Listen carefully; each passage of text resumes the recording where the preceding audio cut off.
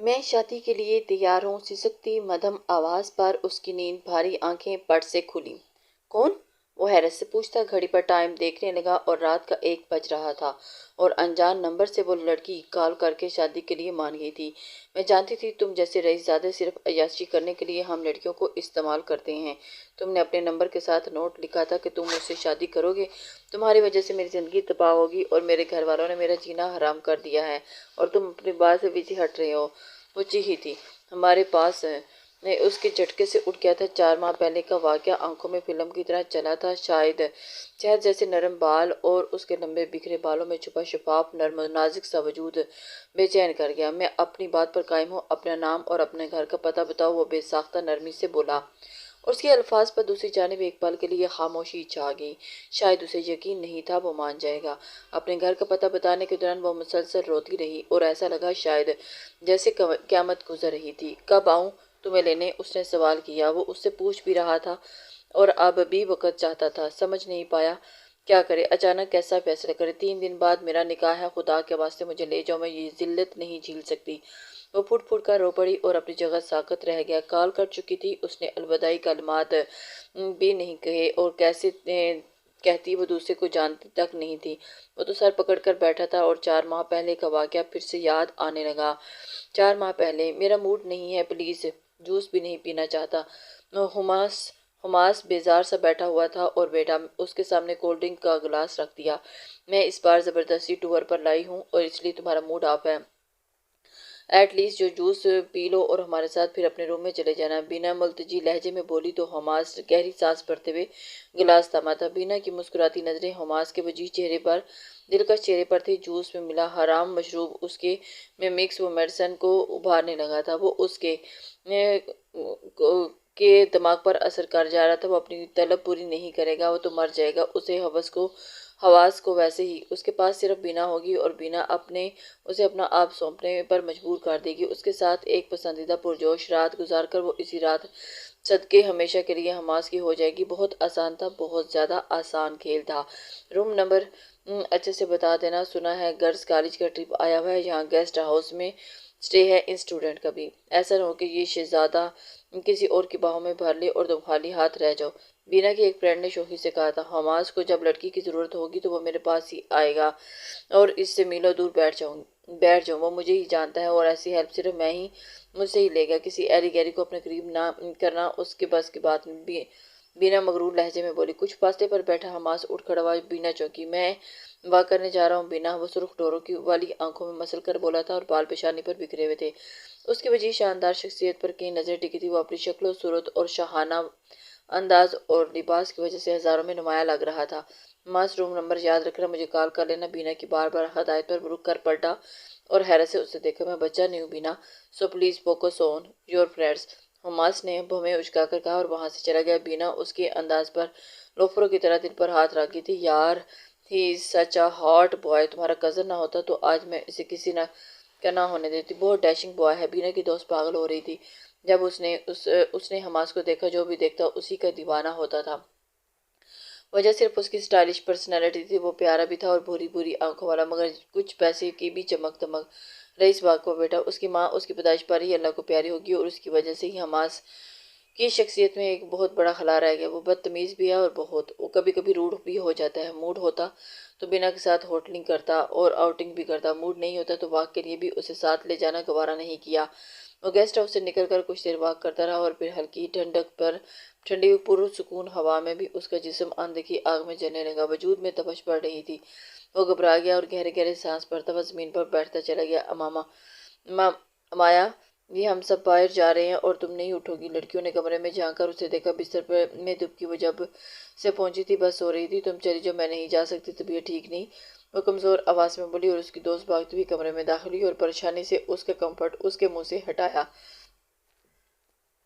امایا، تمہاری طبیعت زیادہ خراب ہو گئی ہے یار، میں نے بہت مشکل سے تمہارے لیے اجازت مانگی تھی اور تمہارے بھائی تو مجھے مار ڈالیں گے اگر انہیں خبر ہوئی کہ ان کی بہن مری پہنچتے ہی بیمار پڑ چکی ہے۔ وہ لڑکی نمرہ حواس باختہ سی اسے دیکھنے لگی۔ امایا کا سفید چہرہ بخار کی حدت سے بالکل سرخ ہو رہا تھا۔ اگست کے مہینے میں وہ سردی سے کانپتی جا رہی تھی۔ مری میں پہنچتے ہی بارش شروع ہو چکی تھی اور امایا جیسی نازک مزاج لڑکی کے لیے وہی بارش بھاڑی پڑ گئی تھی۔ نمرہ، میرے ہینڈ بیگ میں میڈیسن ہوگی، پلیز وہ مجھے دے دو، پھر آرام کروں گی تو صبح تک ٹھیک ہو جاؤں گی، تم چلی جاؤ، کوئی مسئلہ نہیں۔ وہ سر سنبھالتی ہوئی اٹھ کر بیٹھ گئی اور نمرہ نے سب کو رکنے کی درخواست کی۔ ہوٹل میں گرم دودھ منگوا کر اسے دعا دی اور اسے سلا کر باقی لڑکیاں ٹیچر کے ساتھ باہر نکل گئی۔ امایا بستر میں دبکی کنودگی میں جانے لگی اور بخار کی شدت اور خطرناک حد تک بڑھ چکی تھی اور اس کا وجود آگ کی طرح گرم ہو چکا تھا۔ وہاں حماس اپنا سر چکراتا ہوا سر سنبھال کر کھڑا ہوا اور جان ہی نہیں پایا کہ بینا کا دیا ڈرنک گلاس میں نشہ بھرا ہوا تھا۔ وہ نشہ اس کے حواس سے لبکا رہا تھا۔ وہ دیواروں کا سہارا لیتا ہوا لڑکھڑاتے ہوئے گیسٹ ہاؤس کے اندرونی جانب کمروں کی طرف بڑھ گیا تھا۔ روم نمبر دماغ میں دہراتا وہ کب نمبر الٹ گیا اسے اندازہ ہی نہیں ہوا اور اپنے روم کی چابی میں جیب میں رہ گئی۔ وہ غلط کمرے میں داخل ہو چکا تھا اور بستر میں پڑی امایا کو اندازہ ہی نہیں ہوا کہ کوئی اس کے کمرے میں آیا ہے۔ شیطان تاک لگائے بیٹھا تھا۔ نشہ بینا نے دیا تھا۔ اپنے لیے آزاد معاشرے کی بے باک لڑکی رات گزار لیتی، حد پار کر جاتی اور اسے پرواہ نہیں تھی۔ اسے حماس چاہیے تھا، وہ فائدہ حاصل کرتی، اس کی خود نشہ آور دوائی دے کر وہ اپنا آپ پیش کر دیتی، پھر اسی پر الزام لگا کر شادی کر لیتی اور اس کا منصوبہ تو فول پروف تھا۔ مگر مسئلہ تب ہوا جب حماس نشے میں کی زیادتی سے چکراتا ہوا غلط کمرے میں داخل ہوا۔ بستر پر گرا تو نازک سا وجود اس کے بازو میں ٹکرایا، چونک کر سیدھا ہوا۔ بخار سے کراتی ہوئی امایا کا لاپرواہ سا سراپا، الجھا بکھرا سا حلیہ اور نازک شفاف وجود۔ حماس کا دل دھڑکا گیا، اسے سینے سے لگاتا گہرے سانس بھرتا ہوا اس کی خوشبو سانسوں میں اتارنے لگا۔ ہوش میں وہ بھی نہیں تھی اور نشہ حماس کے حواسوں پر سوار ہوتا جا رہا تھا اور وہ اس کی نرم شہد رنگ زلفوں میں الجھتا جا رہا تھا اور پھنستا جا رہا تھا۔ شیطان کا وار خطا نہیں ہو گیا تھا۔ کون ہو تم؟ چھوڑو مجھے، خدا کے لیے چھوڑو مجھے۔ بخار سے جلتی امایا نے خود کو کسی انجان مرد کے مضبوط حصار میں محسوس کیا تو وہ تڑپ گئی۔ وہ روتے ہوئے التجائیں کر رہی تھی اور خود کو چھڑوانے کی ناکام کوشش کرتی رہی، مگر حماس شیرازی کی مضبوط گرفت سے نکلنا آسان نہیں تھا۔ شش، مجھ سے دور مت جاؤ، میں مر رہا ہوں، مجھے سکون چاہیے، بس تھوڑا سا سکون، مجھ سے دور مت جاؤ۔ حماس اس نازک وجود کو مذوق میں چھپاتا دیوانہ ہو رہا تھا، خود کو چھپا رہا تھا۔ وہ بیتاب سا اپنے سینے سے لگائے اس کے جلتے رخسار پر نرمی سے لب رکھ گیا تھا۔ وہ اپنے وجود پر اس کا سرد نرم لمس محسوس کر کے تڑپ اٹھی تھی۔ حماس کی وہ رفتگی بڑھتی جا رہی تھی۔ وہ کون تھا؟ کیوں اتنا قریب تھا؟ نہ وہ سوال کرنے کی ہمت کر پا رہی تھی، نہ وہ ہوش میں تھا کہ جواب دیتا۔ وہ بے بسی سے رونے لگی۔ اس کی عزت نیلام ہو رہی تھی اور وہ اپنی حفاظت کرنے کے قابل بھی نہیں تھی۔ حرام مشروب میں ملی اور ٹیبلٹ اپنا اثر دکھا چکی تھی۔ حماس کے اندر اس ٹیبلٹ سے جو شدید طلب ابھری تھی، وہ خود کو اس نازک وجود سے دور رکھتا تو مر جاتا۔ وہ واقعی مر جاتا، اس میڈیسن کی وجہ سے پاگل ہو رہا تھا۔ امایا کی کمزور مزاحمت کام نہیں آئی اور حماس کی دیوانگی بڑھتی چلی گئی۔ امایا کی دوست رات کے وقت کمرے کا دروازہ بجا بجا کر تھک گئی۔ انہیں لگا کہ دعا لے کر سکون کی نیند سو رہی ہے اور اس کے ساتھ سونے والی لڑکیاں دوسرے کمروں میں جا کر سو گئیں۔ کوئی امایا کے پاس نہیں آیا، نہ کسی نے اسے بچایا تھا۔ تب ہوش تب آیا جب رات جا چکی تھی اور پھر دن ابھر آیا تھا۔ حماس کے حواس بحال ہوئے تو وہ جھٹکا لگا۔ گزری قیامت کے آثار سامنے تھے۔ وہ بال نوچنے لگا۔ یہ کیا کر بیٹھا تھا؟ بستر میں چھپے نازک وجود پر نظر پڑی تو وہ ٹھٹک گیا۔ بکھرے لمبے بالوں میں چھپا شفاف نازک سراپا حماس کو زمین میں گاڑ گیا۔ چہرہ دیکھنے کی ہمت نہیں ہوئی تھی۔ قریبی ٹیبل پر نوٹ پیڈ اور پین پڑا تھا۔ اس نے حوصلے سے نچلا لب دانتوں تلے دبایا اور نوٹ پیڈ پر اپنا نمبر اور معذرت لکھ کر ایک نظر اس وجود پر ڈالتا ہوا کمرے سے نکل گیا۔ اس کے بعد وہ اس جگہ رک نہیں پایا تھا اور جان بھی نہیں پایا کہ اس لڑکی پر کیا قیامت گزری ہوگی۔ اس نے کیسے خود کو سنبھالا ہوگا۔ وہ ہوش میں آئی تو ہوش میں آنے کے بعد حالات کیسے سمجھا تھا حماس نہیں جان پایا، دوبارہ کبھی مل بھی نہیں پایا، مگر اسے وہ بھولی نہیں تھی۔ اسے وہ نازک وجود اور لمس یاد رہ گیا تھا۔ لڑکی نے رابطہ نہیں کیا اور 3 ماہ بعد حماس اسے بالکل مایوس ہو گیا۔ جب 4 ماہ بعد رات کے دوسرا پہر اچانک اس لڑکی نے روتے ہوئے فون کیا اور حماس اپنی جگہ تھم گیا تھا۔ اسے اچانک اپنے حواس قائم کرنے میں لیے 1 منٹ لگا تھا اور وہ لڑکی کی آواز سن چکا تھا۔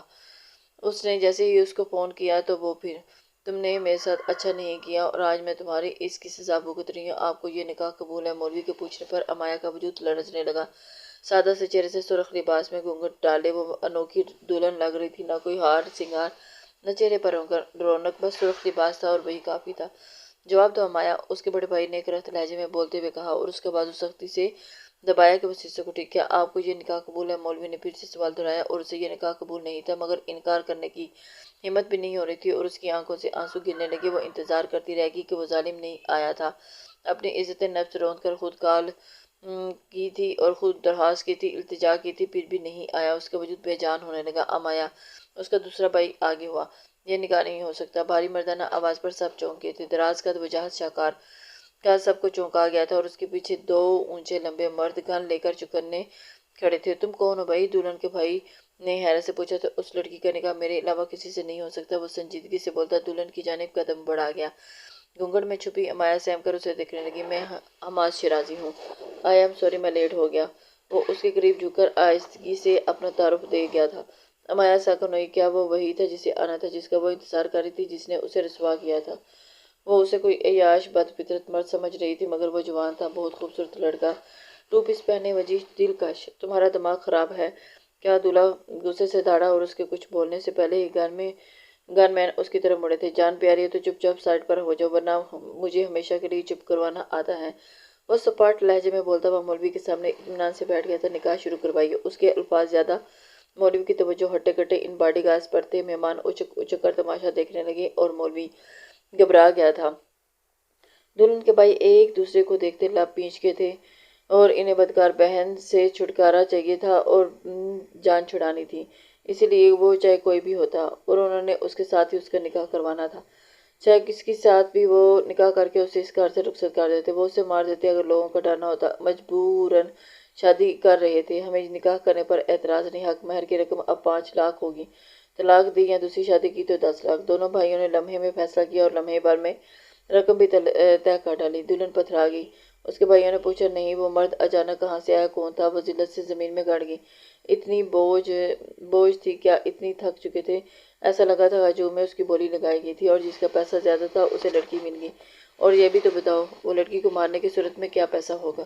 میاں، لڑکی کو اگر مار ڈالوں تو اس کے بھائیوں کو اس صورت میں بھی 2 لاکھ دے دینا۔ ایک ڈیڑھ عمر عورت غصے سے بولتی ہوئی اسٹیج کی طرف آئی تھی اور غصے سے دلہن کے بھائیوں کو گھورنے لگی۔ شرم نہیں آ رہی؟ چھوٹی بہن ہے تمہاری، کبھی ایک مرد کو پکڑا دیتے ہو تو کبھی دوسرے کو، بس حق مہر طے کرنا آتا ہے، غیرت بیچ کھائی ہے کیا؟ سودا کر رہے ہو یا نکاح؟ وہ عورت بھگو بھگو کر مار رہی تھی۔ حماس نے ہینڈ واچ میں ٹائم دیکھا اور اس کے گن مین اس کے اشارے کے منتظر تھے۔ اشارہ کر دیتا تو پھر بھرے ہوئے مجمع میں فائر کھول دیتے۔ نانی خالہ، آپ کچھ نہیں جانتی۔ دلہن کا بڑا بھائی خجل زدہ ہوا۔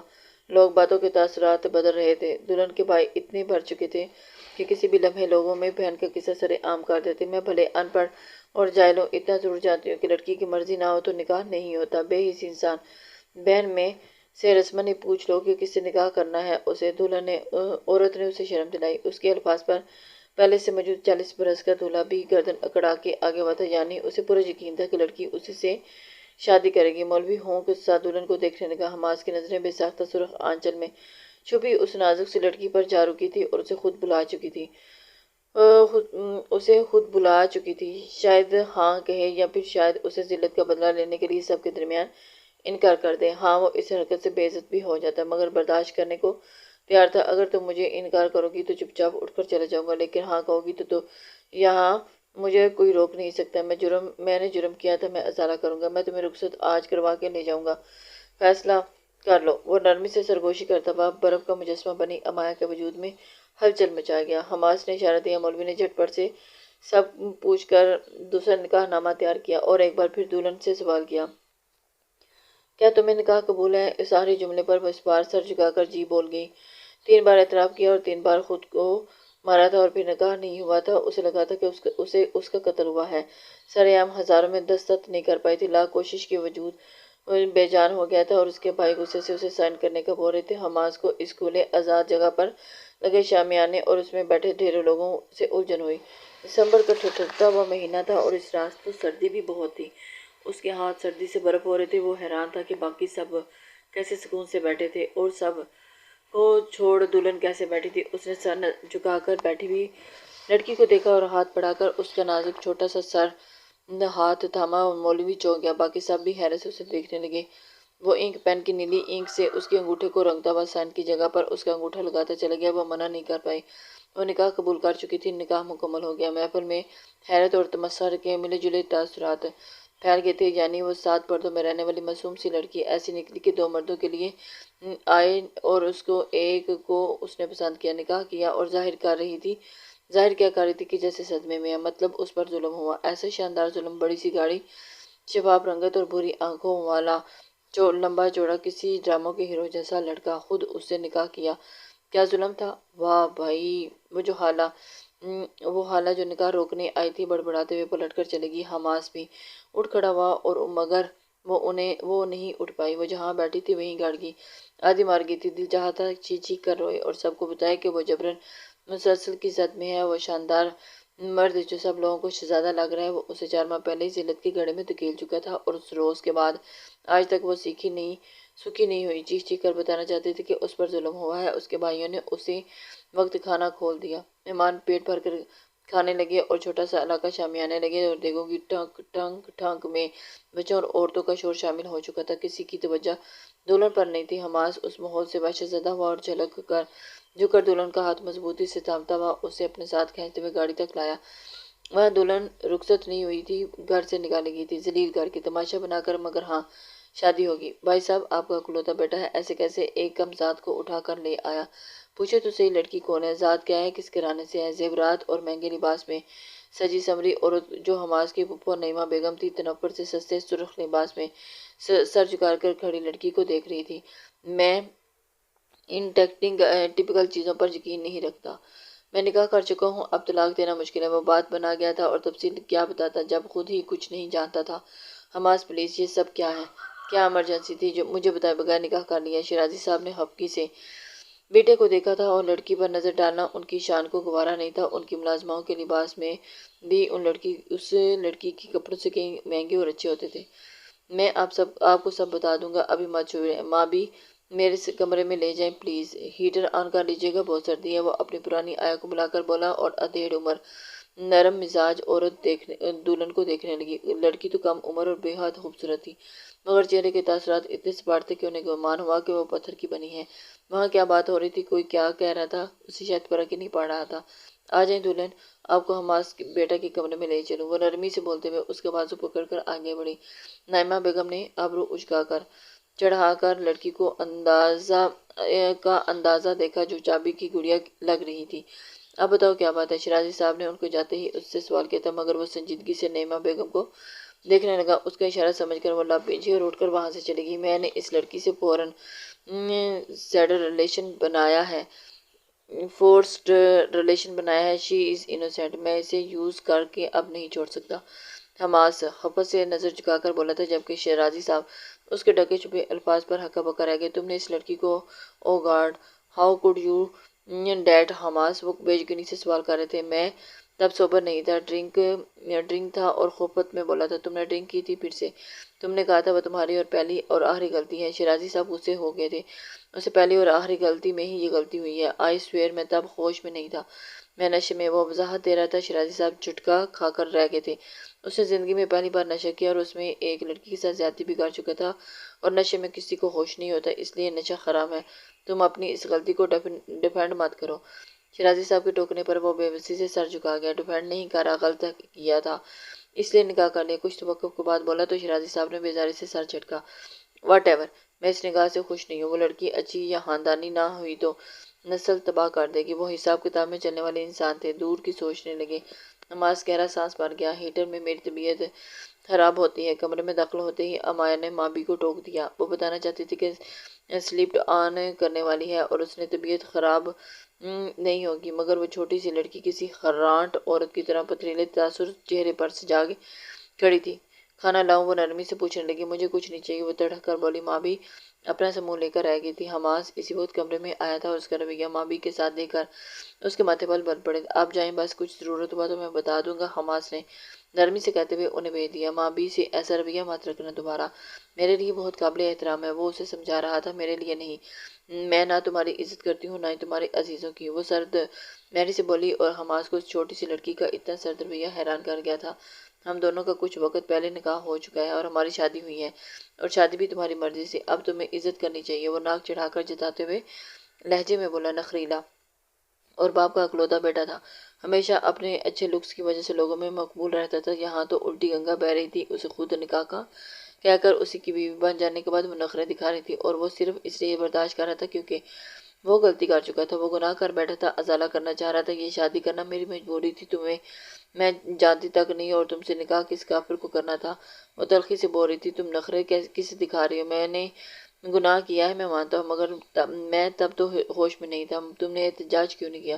شور متا دیتی، کچھ الٹا اٹھا کر مجھے دے مارتی۔ لڑکیاں تو اپنی عزت کے لیے کچھ کرتی ہیں، تم چپ چپ عزت گنوا دی اور اب تماشا لگا رہی ہو۔ حماس کا مزاج بگڑ چکا تھا کیونکہ میں تب بیمار تھی اور بخار میں جل رہی تھی، میڈیسن لے کر سوئی تھی، اور یعنی کہ اتنی بے باس تھی، اتنی کمزور، تمہیں تو شرم آنی چاہیے، ایسی لڑکی کے ساتھ جبر کیا۔ وہ پھٹ پڑی تھی، روتے ہوئے اسے شرم دلانے لگی۔ اس بار وہ شرمندہ نہیں ہوا، جتاتی نظروں سے اسے دیکھنے لگا اور اس کی نظروں میں کچھ شک بھی ابھرا۔ لگتا کیوں نہیں کہ تمہارے ساتھ ظلم ہوا ہے؟ لڑکیاں اپنے مجرم کا قتل کر دیتی ہیں مگر اس کے ساتھ رہنا گوارا نہیں کرتی۔ تم نے جیسے اچانک مجھے کال کی تھی، نکاح کر کے چلی آئی میرے ساتھ، مجھے ایسا لگ رہا ہے کہ جیسے پری پلان تھا سب کچھ۔ وہ آبرو چڑھا کر اسے دیکھنے لگا۔ امایا بے یقینی کا شکار ہوئی، اس نے عزت گنوائی تھی، ذلت جھیل کر اپنے ہی مجرم سے نکاح میں آئی تھی اور مرنا چاہتی تھی مگر رخصت ہونا پڑا۔ وہ سمجھ رہا تھا اس کا منصوبہ اتنا خوش فہم، اتنا خود پسند، امایا سلگ کر آئے گی۔ اپنی چادر اتارو، میں نے جس لڑکی کے ساتھ رات گزاری مجھے اس کی شکل نہیں یاد مگر میں پہچانوں گا، تم بس چادر اتارو اپنی۔ وہ اچانک پذیر ہوا، امایا کا حیرت سے منہ کھل گیا تھا۔ تم بہت بدنی ہو، تو میں تمہارے سامنے کبھی چادر نہیں اتاروں گی، وہ غصے سے بولتی ہوئی حماس کو چونک آ گئی۔ ہسبینڈ ہوں تو اب تمہارا، تمہیں دیکھ کر کون سی نئی زندگی مل جائے گی؟ جو کرنا تھا کر چکا ہوں، وہ جتاتے ہوئے لہجے میں بولتا ہوا تکیہ اٹھا کر صوفے پر پٹک کر پھینکتا ہوا اس کے الفاظ میں امایا کو شرم اور غصے سے سرخ کر دیا تھا۔ توہین کے احساس نے اس کی آنکھیں بھر آئی تھیں، جبکہ حماس بدل ہوا تھا، وہ صرف اس کے بال دیکھنا چاہتا تھا کیونکہ اسے بال ہی یاد تھے۔ اسے یقین نہیں آ رہا تھا کہ یہی وہ لڑکی ہے جس کو اپنے ظلم کا نشانہ بنا چکا تھا۔ اس نے ترچھی نظر کر کے چور نظروں سے امایا کو دیکھا تھا۔ سادی سی دلہن بنی وہ بہت پیاری اور کم عمر اور معصوم لگ رہی تھی۔ آنکھیں بڑی بڑی تھی مگر دل بہت ویران تھا، چہرے پر زرد بند چھایا ہوا تھا اور گلابی سفیدی میں ڈھلے ہوئے تھے۔ ننھی سی ناک سرخ ہو رہی تھی، شاید سردی کی وجہ سے۔ وہ چونک گیا، کمرے میں ٹھنڈک بڑھ چکی تھی اور ماں بھی سپلٹ ہیٹر آن کر کے نہیں گئی تھی۔ وہ اٹھ کر ہیٹر آن کر گیا۔ ہیٹر آن نہیں کرو، میری طبیعت خراب ہوتی ہے، امایا نے بے ساختہ اسے ٹوکا تھا۔ حماس کے ماتھے پر بال ظاہر ہوئے۔ یہ میرا کمرہ ہے، جتنی عزت دے رہا ہوں اتنی کافی ہے، تمہیں مجھ سے نفرت ہے تو مجھے بھی تمہارا خیال رکھنے کا کوئی شوق نہیں ہے۔ وہ اجنبی لہجے میں بولتا ہوا اپنی جگہ پر جا کر لیٹ گیا۔ امایا کا دل غم اور غصے سے بھر گیا تھا۔ وہ اسے شادی نہیں کرنا چاہتی تھی۔ 4 ماہ اس نے حماس شیرازی سے صرف نفرت کی تھی مگر آخر میں اسے اس شخص کا سہارا لینا پڑا تھا۔ مراقبہ پورا ہو جائے تو لائٹ آف کر دینا، مجھے اندھیرے میں سونا پسند ہے۔ وہ اوندھا لیٹتے ہوئے تکیے میں منہ چھپا کر بولا اور وہ صبر اور ساکت کر کے بیٹھی رہی تھی۔ مجھے اندھیرے میں ڈر لگتا ہے، وہ پریشان ہوئی۔ حماس چڑھ کر اٹھ بیٹھا تھا، ہر بات پر مسئلہ کھڑا کر رہی تھی۔ مجھے تم پر یقین نہیں ہے کہ تم وہی ہو یا نہیں، تم نے جس رات کا حوالہ دیا تھا وہ کوئی بڑا ثبوت نہیں، اور اس لڑکی کی 2 دوست، بہن، کزن، کوئی بھی سب جان سکتا ہے، اور جب تک مجھے یقین نہ ہو جاتا تم وہی ہو تب تک کے لیے اپنے نخرے اپنے تک سنبھال کر رکھو۔ وہ سختی سے بولتا ہوا لائٹ آف کر کے سو گیا۔ امایا اندھیرے اور گھٹن سے بے حال ہونے لگی اور ہیٹر کی وجہ سے متلی کا احساس ہونے لگا۔ بے بسی سے خود کو گھسیٹ کر بستر سے اتری اور باتھ روم میں لائٹ آن کر کے فرش پر بیٹھتی گہرے گہرے سانس بھرنے لگی۔ اس کا نازک وجود بری طرح سے لرز رہا تھا، سسکیاں بڑھتی ہوئی آواز دبا رہی تھی مگر اسے لگا کہ اس ظالم انسان کے ساتھ رہی تو وہ مر جائے گی، اور شاید یہی اچھا تھا۔ تم بس فرینڈز کے ساتھ پارٹیز اٹینڈ کرتی رہ جانا۔ وہ وہاں حماس کسی لڑکی کے ساتھ نکاح کر آیا ہے۔ نعیمہ بیگم دانت کچکچا کر بیٹی کو کوسا تھا۔ بینا کو جھٹکا لگا۔ وٹ؟ کون لڑکی؟ حماس تو کسی لڑکی کے ساتھ افیئر نہیں چاہ رہا تھا۔ بینا کے ہوش اڑنے لگے تھے۔ وہ تو حماس کو اپنے ساتھ رکھتی تھی، گہری دوستی بھی تھی۔ حماس کا ایک نہایت اہم راز بینا کے پاس تھا، اس کے بعد تو وہ بالکل بینا سے الگ ہونے کا رسک نہیں لے سکتا تھا، اور پھر کیسے شادی کر گیا؟ کیوں؟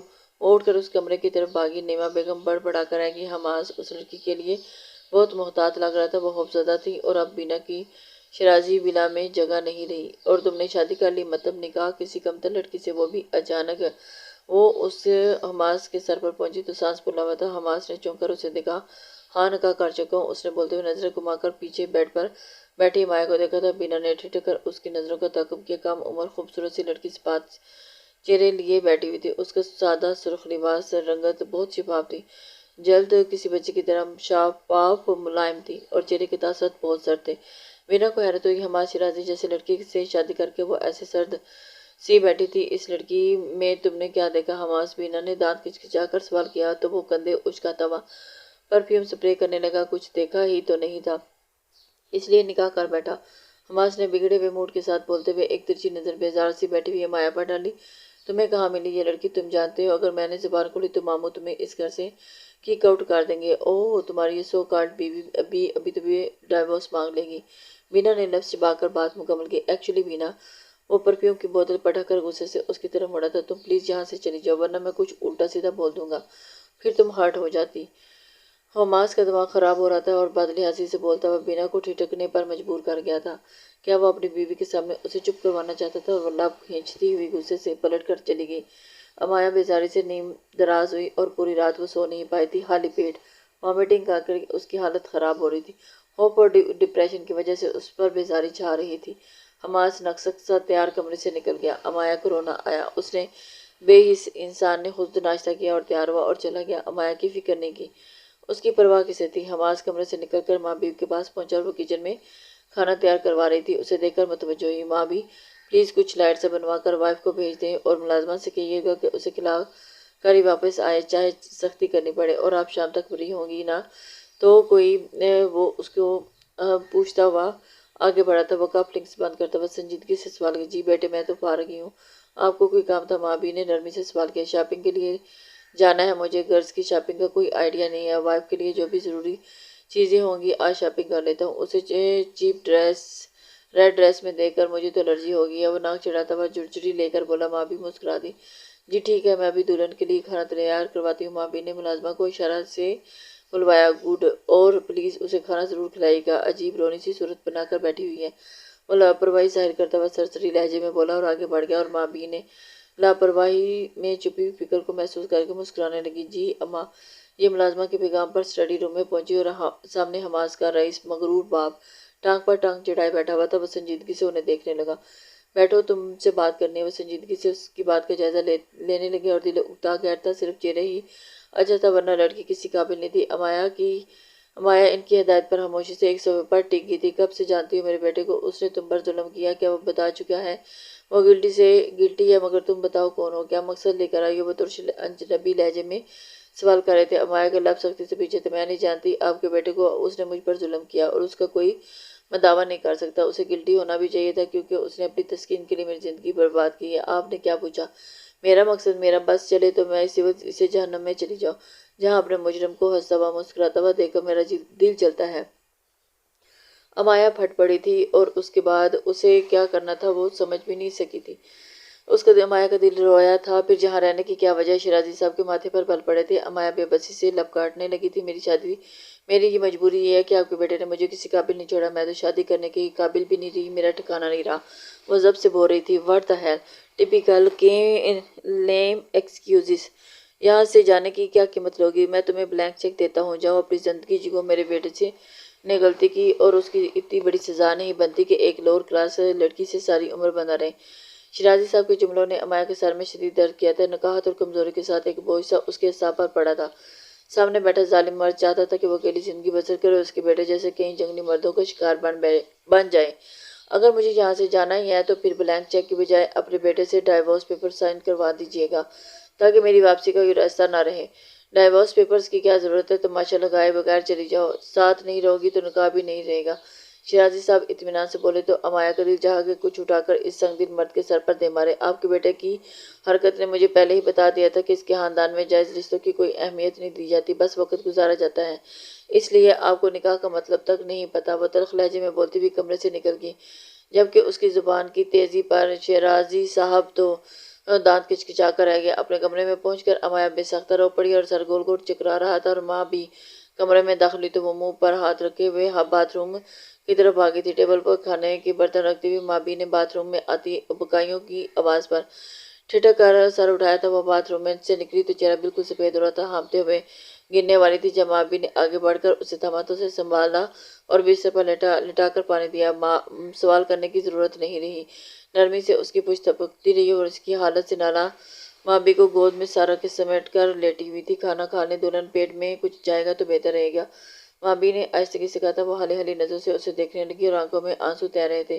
ماں بھی کا دل جیسے کسی نے جکڑ لیا، بے اختیار اسے سنبھال کر سینے سے لگاتے ہوئے اس نے خود سے اسے سوپ پلانے لگی اور بھوک سے بے حال ہوئی تو امایا نے آخری پرسکون کھانا سمجھ کر سوپ سے پیٹ بھرا تھا۔ ماں بھی نے اسے آرام کرنے کی تلقین کر رہی تھی۔ وہ آنکھیں موت کی مسافر تھی جسے آرام کرنے سے پہلے خاموشی اور رازداری نکل جائے تلقین کی گئی تھی۔ حماس دلچسپی سے شاپنگ کر رہا تھا، اسٹائلش مہنگے ڈریسز لیتا، رنگ اور سائز وہ چیک کر رہا تھا۔ ماں بھی سوچوں میں گم تھی اور خاموش سے ان کے ساتھ چل رہی تھی۔ یہ نائٹی کیسی لگے گی؟ ماں بھی انہیں پکار کر وہ نائٹی دکھا رہا تھا، ریڈ کلر سلک کی نہایت بے باک سی نائٹی جس کے کندھے پر صرف ڈوریاں تھیں۔ ماں بھی دیکھ کر شرما گئی تھی اور شوخی ناچ رہی تھی۔ مجھے نہیں لگتا دلہن ایسے لباس پہننا پسند کرتی ہے، جب سے آئی ہے اتنی بڑی شال اوڑھے رکھتی ہے، اور اب پھر سردی بھی تو ہے۔ ماں بھی سادگی سے بولی تھی، آئی نو۔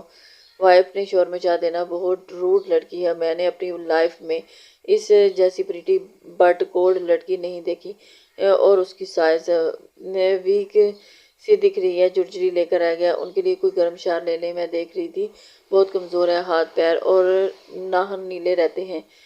شور وہ بھی لے لینا، اور لیڈیز شاپنگ کے لیے آیا ہوں آپ کو، مجھے گرلز شاپنگ کا کوئی پراپر آئیڈیا نہیں ہے، بٹ آئی ڈو نو کہ اس کے پاس کچھ نہیں ہے۔ وہ بنا حساب لگائے ڈھیروں شاپنگ کرتا جا رہا تھا۔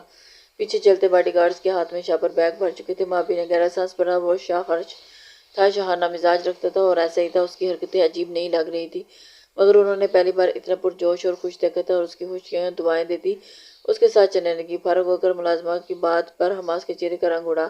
سر میم، امایا کی طبیعت خراب ہے، نہ جانے وہ کہاں جا رہی تھی، ہمیں آؤٹ ڈور کے پاس بے ہوش پڑی ملی، ہم نے ڈاکٹر نویدا کو کال کر دی ہے، آپ کا ویٹ کر رہے تھے۔ وہ ملازمہ کی بات سن کر کمرے کی طرف بھاگا۔ امایا بستر پر بے ہوش پڑی تھی، ملازمائیں حیران اور پریشان اس کے گرد کھڑی تھی۔ امایا کا چہرہ بالکل سفید پڑ رہا تھا اور ہونٹ خشک لکڑی کی طرح اکڑے ہوئے تھے۔ وہ سردی سے کانپ رہی تھی، اور ملازمائیں 2-3 گرم بلینکٹ اس پر پھیلا کر اب پریشانی کھڑی تھی۔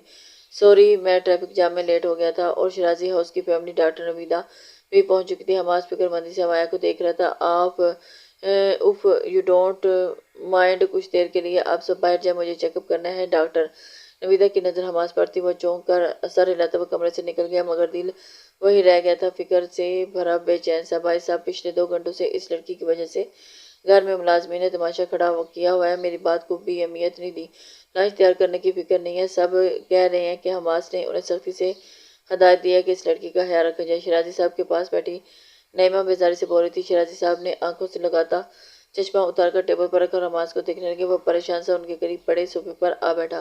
اس کے قریب والے صوفے پر بیٹھ کر ٹانگیں جمائے جلاتی ہوئی وہ بینا نے منہ کھول کر جمائی لی۔ لاپرواہی، بے باک کلیا ٹیلی شرٹ اور شرٹ میں بمشکل پیٹ کو چھپایا ہوا تھا، ٹراؤزر میں پنڈلیاں نظر آ رہی تھی، اور سنہری وولف کٹ میں انگلیاں چلا کر نزاکت سے جھٹکا دیا۔ ابھی جا کر آئی ہوں۔ حماس کے اچانک نکاح اسے گھبراہٹ میں مبتلا کر دیا تھا۔ شیرازی صاحب کی مسلسل مخالفت نے اسے پرسکون کر دیا تھا۔ وہ لڑکی اتنی حیثیت نہیں رکھتی کہ بینا کی فکر پالتی۔ ویسے بھی حماس کی حرکت کے بعد شیرازی صاحب نے نعیمہ بیگم سے بینا اور حماس کی شادی کی بات کر لی تھی۔ مجھے پتہ چلا کہ وہ لڑکی گھر سے جا رہی تھی، اسے یہاں نہیں رہنا، اسے پیسے دے کر چلتا کرو۔ حماس باپ کی بات پر سر اٹھا کر سنجیدگی سے اسے دیکھنے لگا۔ نہیں، میں ایسا اسے کہیں نہیں بھیجنے والا، خریدار نہیں لایا، پیسے دے کر نکال دو۔ شی از مائی وائف، وہ اب صرف میرے پاس رہے گی۔ حماس تو ٹوک لہجے میں بولا۔ اسے خود بھی اندازہ نہیں ہوا تھا کہ ایک دن پہلے ملنے والی لڑکی اتنی پوزیسو ہو رہا تھا۔ شیرازی صاحب نے حیرت سے اسے دیکھا۔ تم نے صرف اپنی غلطی کا ازالہ کرنے کے لیے نکاح کیا تھا نا؟ جب وہ لڑکی خود نہیں رہنا چاہتی تو تمہیں کیا ایشو ہے؟ شیرازی صاحب نے ضبط سے کہا تھا۔ ان کے الفاظ پر نعیمہ بیگم اور بینا ٹھٹک کر حماس کو دیکھا۔ کس غلطی کا ازالہ کر رہا تھا؟ کون تھی وہ لڑکی؟ وہ کیوں نہیں کر رہے گی میرے ساتھ؟ مجھ میں کیا کمی ہے؟ آپ ایسی باتیں مت کریں۔ شی از مائن، وہ اسے جانے نہیں دوں گا۔ اور حماس کا موڈ خراب ہونے لگا تھا، اور شیرازی صاحب نے لب پنچے اور اس کا مزاج دیکھ رہے تھے۔ بینا بے چینی سے اپنی ماں کو دیکھنے لگی۔ اس سے پہلے کہ نعیمہ بیگم کچھ بولتی، ڈاکٹر نویدا آگے، مجھے ضروری بات کرنی ہے اس لڑکی کے بارے میں۔ کیا میں پوچھ سکتی ہوں وہ لڑکی کون ہے؟ کیا وہ میرڈ ہے؟ ڈاکٹر نویدا کے انداز بے سختہ کھڑا ہوا تھا۔ Shirazi Sahib, she is my wife, come with me. Doctor کے ساتھ سائٹ پر جانے لگا جب شیرازی صاحب کے ماتھے پر بل پڑے۔ اسٹے ہیئر، جو بھی بات ہے یہیں کرو، وہ سنجیدگی سے بولے، اور بینا اور نعیمہ بیگم بھی منتظر تھی ان کی بات سننے کے لیے۔ سب کے سامنے کیوں؟ میری بیوی ہے تو مجھ سے ہی بات کریں گی نا؟ ڈاکٹر حماس کے باپ کو پھوپھو اور بینا کے سامنے خود پر بات کرنا بھی ناگوار لگ رہا تھا۔ وہ اس کا رویہ سمجھ کر خود ہی اٹھ کھڑے ہوئے۔ میرے اکلوتے بیٹے کی زندگی کا مسئلہ ہے، میں اس بات کو لیٹ گو نہیں کر سکتا۔ ان کی بات پر حماس نے لب پنچے، اور ڈاکٹر نویدا کے ساتھ وہ دونوں اسٹڈی روم میں پہنچے تھے۔ اور پھر ڈاکٹر نویدا نے اس کو جو بات سنائی تھی، sir your wife is 3 month pregnant, اسے بہت زیادہ ویکنس ہے، کم خوراک اور مسلسل وامٹنگ کی وجہ سے ان کی کنڈیشن بہت کریٹیکل ہو سکتی ہے۔ ڈاکٹر نویدا کی اطلاع پر حماس کو جھٹکا لگا، وہ اپنی جگہ سے ساکت کھڑا رہ گیا، جبکہ شیرازی صاحب بھڑک اٹھے۔ یہ کیسی لڑکی ہے لے آئے ہو حماس؟ وہ 3 منتھ پریگننٹ ہے، نہ جانے کون ہے اس کا باپ، بچے کا باپ۔ شیرازی صاحب کا دماغ گھوم رہا تھا، وہ لڑکی سر پر سوار ہو رہی تھی اور آف کورس میں باپ ہوں۔ I am their reason for her pregnancy. Oh my God, I am so mean. مجھے اس لڑکی پر بہت ڈاؤٹ تھا اور 4 منتھ چپ رہ کر اچانک کیوں اس نے مجھ سے شادی کی؟ اپنے مجرم سے نفرت کے باوجود اس کے پاس کیوں آئی؟ وہ بار بار اپنی مجبوری کو بتا رہی تھی۔ آئی کانٹ گو ٹیٹ، وہ میری وجہ سے۔ او شیٹ، ہمارا سر پکڑ کر رہ گیا تھا اور بیٹھ گیا۔